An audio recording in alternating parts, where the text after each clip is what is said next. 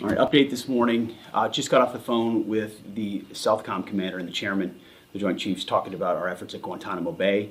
That is ongoing. We're leaning forward on supporting the president's directive to make sure that we have a location for violent criminal illegals as they are deported out of the country. No one's going to wait on the Defense Department, and we're working that in real time.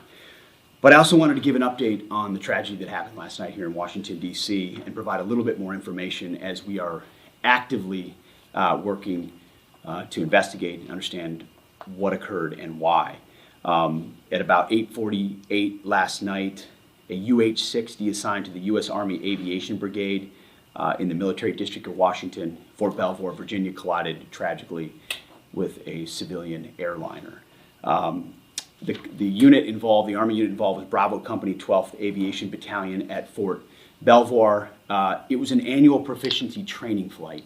And when we look at the crew, and not all kin have been notified, so we're going to withhold ranks and names at this point. We do know on our side who was involved. It was a fairly experienced crew, and that was doing a required annual night evaluation. They did have night vision goggles.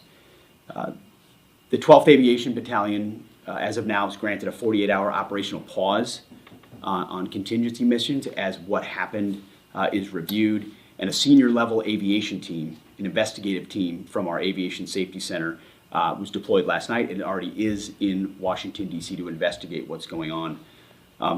We anticipate that the investigation will quickly be able to determine whether the aircraft was in the corridor and at the right altitude at the time of the incident. As I mentioned, next of kin notifications are ongoing. It's a tragedy, a horrible loss of life for those 64 souls on that civilian airliner, and of course, the 3 soldiers in that Black Hawk. They're in our prayers, their families and their communities. As people are notified, I can't imagine.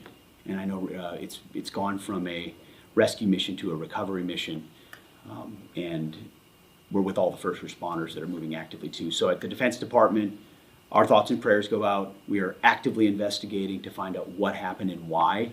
And as we get updates, you will have them. God bless.